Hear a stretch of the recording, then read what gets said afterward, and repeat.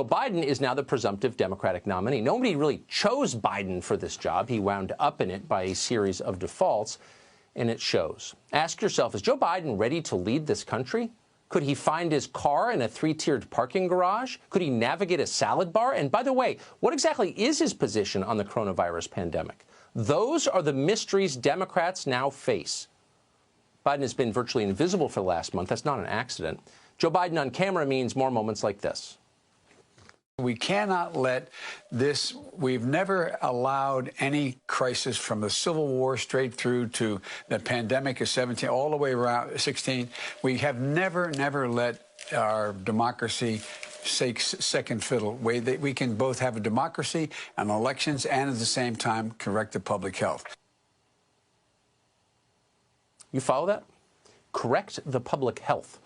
It's hard to imagine a man like that making it through a presidential debate or even staying awake through the inaugural proceedings.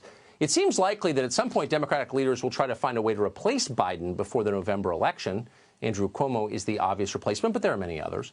Whatever happens, it's worth taking Joe Biden seriously for this moment, now that he is officially, in a sense, the nominee.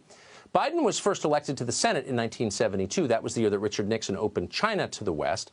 As the threat from China grew larger and more threatening and much more obvious over the decades, Biden seemed to grow more accommodating to the Chinese government. In 2000, for example, the U.S.-China Trade Relations Act gave China normal trade status. What does that mean? Well, in her book, China RX, Rosemary Gibson, who we've had on the show, details how that piece of legislation opened the floodgates for Chinese drug imports.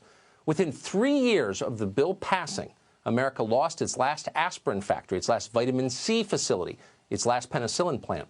Our ability to make critically vital antibiotics in this country vanished, and that was a serious blow to our national security.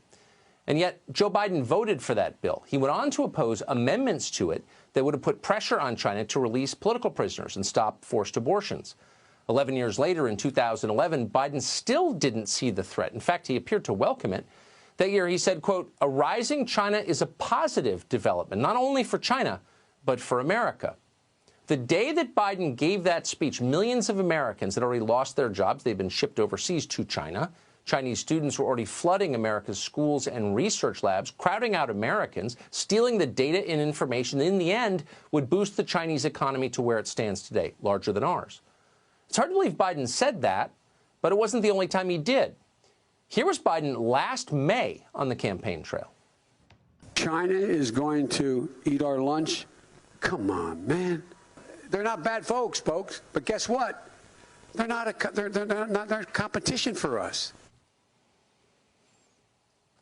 Just 2 months ago, when it was already clear to everyone who was watching that China had lied to the world in ways that hurt the world about a deadly outbreak of the Wuhan coronavirus, Biden was still flacking for the Chinese government. Watch this. You know, we have right now a crisis with the coronavirus emanating from China. In moments like this is where the credibility of the president is most needed, as he explains what we should and should not do. This is no time for Donald Trump's record of hysterical xenophobia, and fear-mongering to lead the way instead of science.